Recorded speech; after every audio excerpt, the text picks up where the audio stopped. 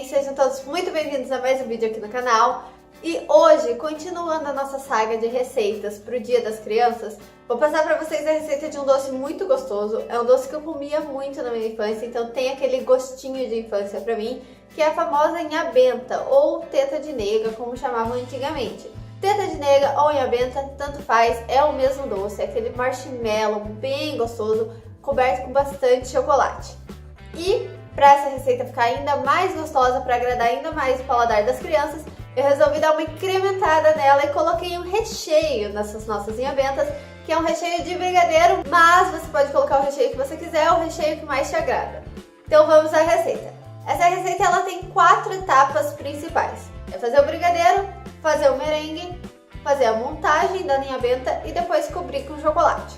Então, para fazer o brigadeiro, você vai escolher a receita que você mais gosta, do brigadeiro preferido, para essas inhabentas ficarem ainda mais gostosas. Aqui eu tô fazendo uma receita de brigadeiro simples, de chocolate ao leite, mas como eu disse, você pode fazer o brigadeiro que você quiser. E eu acho que todo mundo sabe como fazer brigadeiro, né? Junta tudo na panela e mistura até chegar no ponto de enrolar.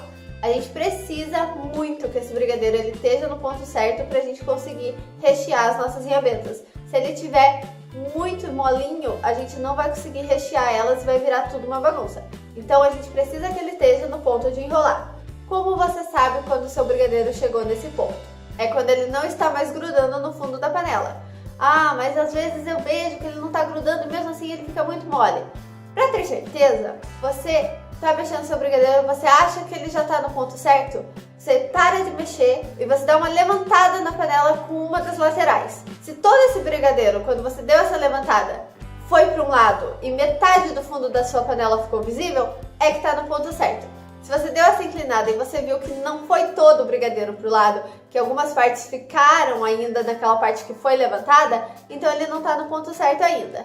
E se ainda assim você estiver na dúvida do ponto, vai lá fazer teu brigadeiro. Quando você achar que está no ponto certo, continua mexendo mais uns 5, 10 minutos, que daí é garantido que ele vai estar no ponto de enrolar e vai dar tudo certo. Fez esse brigadeiro, coloca ele num potinho separado e deixa ele lá paradinho até esfriar, para daí sim a gente usar ele no nosso recheio. Enquanto o brigadeiro esfria, a gente vai fazer o nosso merengue. Aqui tem 2 coisas muito importantes. Primeiro, antes mesmo de começar a fazer o merengue, quando você for iniciar o processo do merengue, a gente precisa hidratar a nossa gelatina. Para hidratar essa gelatina, você vai colocar a água num copinho e você vai vir com essa gelatina em pó e você vai polvilhando ela aos pouquinhos dentro dessa água bem levemente, para que toda essa gelatina entre em contato com a água e toda ela seja hidratada, para que daí depois ela não perca o ponto e que não dê nada errado e que ela deixe as nossas inhabentas com a consistência certa. Então você vai polvilhando de levinho, de levinho. Quando você terminar de polvilhar toda essa gelatina, você vai ver que a água não está líquida mais. Ela vai estar dura, numa consistência dura da cor da gelatina. É isso mesmo, você terminou de polvilhar, ela vai estar nessa consistência estranha, você deixa ali reservada de lado e depois a gente vai mexer com essa gelatina de volta. Então, vamos começar a fazer o nosso merengue. A técnica que eu estou usando aqui é do merengue italiano. Para fazer o merengue italiano, é 100% necessário ter um termômetro de cozinha.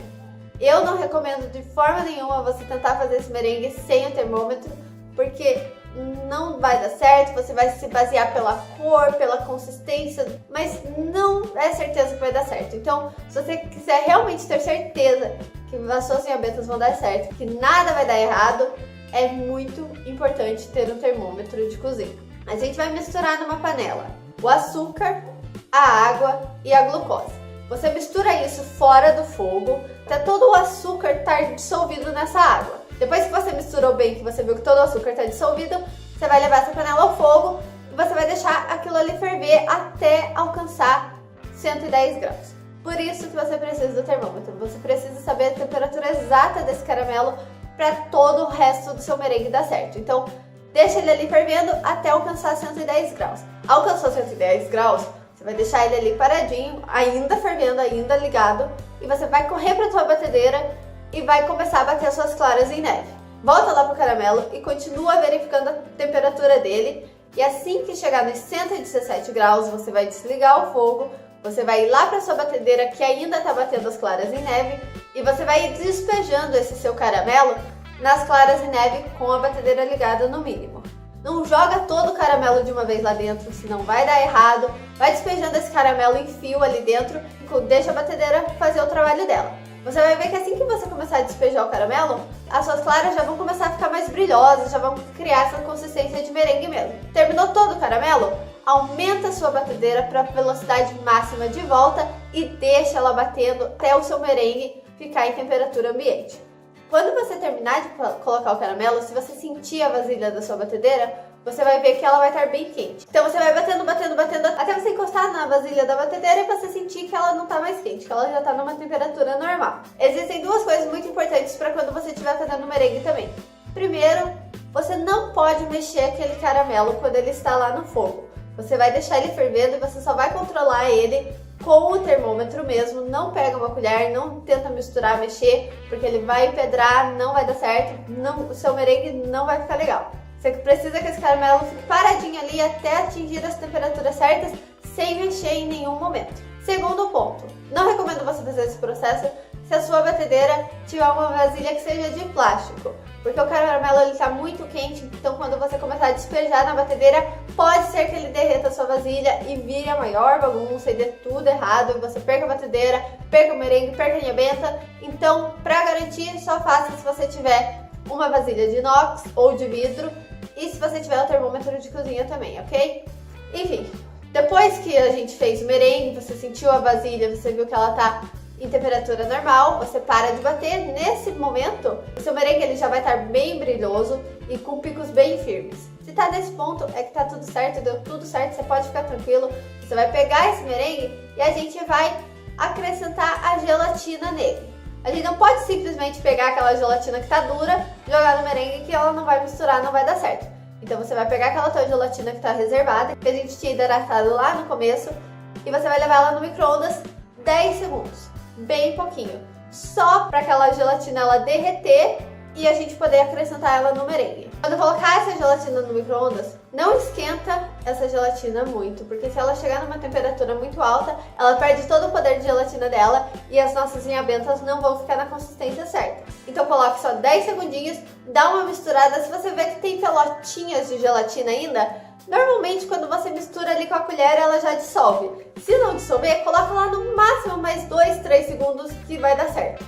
O ponto que a gente quer é que quando você levante a gelatina com a colher e despeje, você só veja bolinhas de ar na colher, mas você não veja nenhuma partícula de gelatina ali. Então, a gente vai acrescentar ela no nosso merengue. É só despejar tudo em cima do merengue e misturar bem para que todo esse merengue seja incorporado com a gelatina. Depois disso, a gente vai colocar o nosso merengue num saco de confeitar com bico perlê e vai deixar do cantinho que a gente logo vai usar ele. Vamos agora para a montagem. Para montar essas inha bentas, a gente precisa de uma base. Eu utilizei aqui discos de wafer. Você encontra em supermercado para vender bem tranquilo essas placas de wafer. Elas são um pouquinho mais caras, mas valem muito a pena porque elas rendem bastante. Não usei nem metade da caixa para fazer todas essas inha bentas, então o rendimento vale a pena.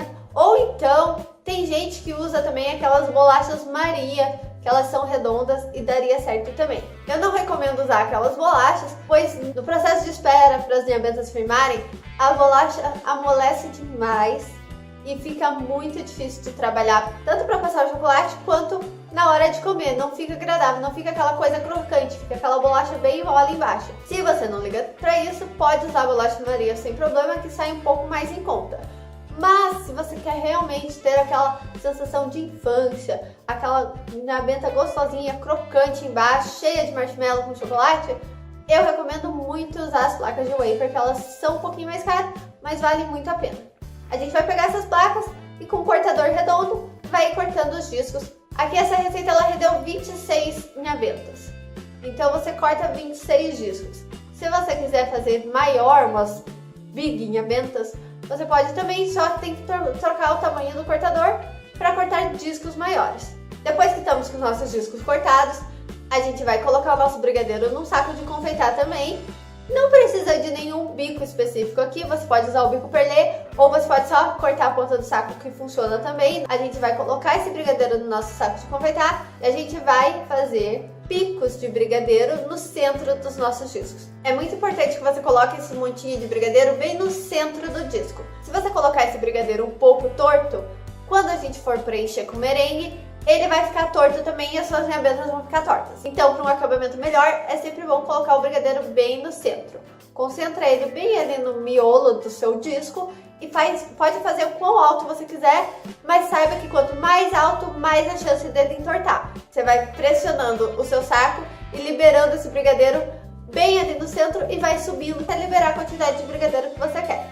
Faz isso em todos os discos e depois a gente vai pegar aquele merengue que estava reservado no saco cúbico perlê e a gente vai preencher as nossas nhabentas com esse merengue. Para fazer isso, você vem desde baixo, lá da base do disco, e você vai dando círculos em volta do brigadeiro até cobrir todo o brigadeiro. Ele vai ficar certinho com aquele formato da nhabenta.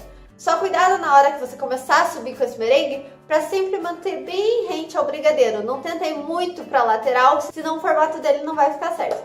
Você precisa ir bem rente ao brigadeiro e ir subindo, que daí ele vai formar aquele formato bem bonitinho, certo, de uma nhabenta. Feito isso em todas as nhabentas, a gente vai deixar elas descansarem.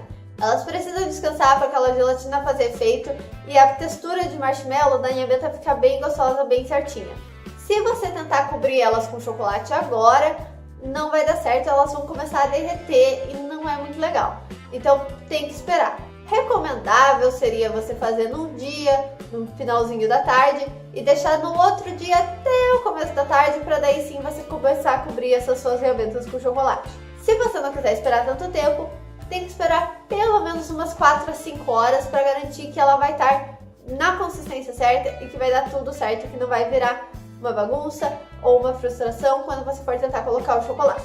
Então, esperou todo esse tempo, de um dia para o outro, deixou elas lá descansando, elas vão estar numa consistência mais durinha, que quando você encosta com o dedo nas suas nhabentas, elas grudam no dedo, mas bem levemente. Você sente um grudezinho no dedo, mas é bem pouca coisa.